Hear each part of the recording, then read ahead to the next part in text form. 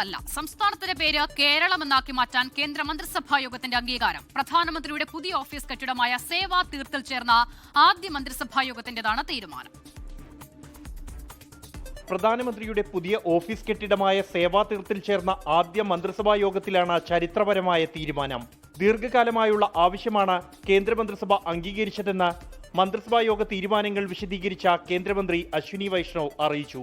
तब से एक बड़ी डिमांड थी कि केरला का नाम केरलम होना चाहिए, जो कि मलयालम भाषा में केरलम कहा जाता है, इसलिए इसका नाम केरलम होना चाहिए. ये बड़े लंबे टाइम से डिमांड रही है. इस डिमांड को आज यूनियन कैबिनेट ने अप्रूवल दिया.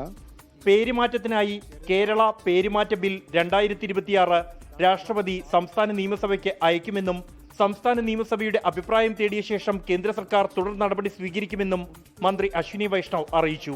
പേരുമാറ്റത്തിനായി പാർലമെന്റും ബില്ല് പാസാക്കേണ്ടതുണ്ട്.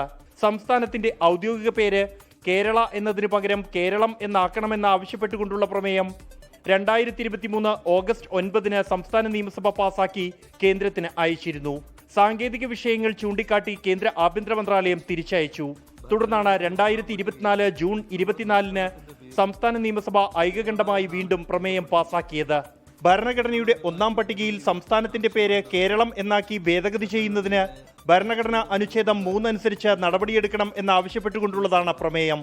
നിയമസഭാ തിരഞ്ഞെടുപ്പ് തൊട്ടുമുന്നിൽ നിൽക്കെയാണ് ഈ ആവശ്യത്തിന് അനുകൂലമായ തീരുമാനം കേന്ദ്രത്തിന്റെ ഭാഗത്തു നിന്നും ഉണ്ടായത്.